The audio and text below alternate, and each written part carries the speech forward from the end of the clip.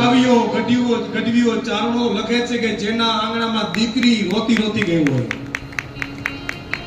રોતી રોતી એટલે સાસરે જાય ત્યારે નહીં, દીકરીને બિચારીને કઈ જરૂર હોય, ભાઈ પાસે પિતા પાસે કુટુંબમાં કોઈ પાસે મદદ માંગો આવે અને મદદ ન કરે, એ બિચારી દીકરી હાય લઈને રોતી રોતી જાય. એ દુખી દીકરીના આંસુડા જે આંગણામાં પડ્યા હોય, આખી જિંદગી દોઈ દોઈ પોતે પીવે, પછી ગાયને કાઢી મૂકે, એ ગાયું રોઈને ગયું હોય.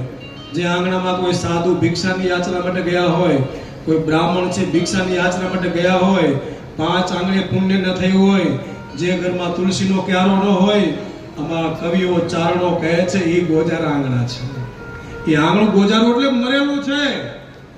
નાના ભલે જીવતા રહ્યા, આંગણું મરેલું છે. પણ તમે જોજો કે જે વ્યક્તિ બહુ માંગતો હોય એનું આંગણું જોજો, અને જે વ્યક્તિ જે આપતો હોય એનું આંગણું તમે જોજો. જે આપતો હોય છે ને એના બાળકો તમે જોજો સૂર્ય જેવા તેજસ્વી હશે, વિદ્યામાં હોશિયાર હશે. પણ આ તો ભિખારીને જેમ માંગતા જ હોય, સરકારી કચેરીમાં લાઈનમાં ઉભા હોય, ભગવાને દીધું હોય તો કાગળની લાઈનમાં ઉભા હોય. સાવધાન, રાજાનું ખોટું કરવું નહીં, શાસ્ત્ર આજ્ઞા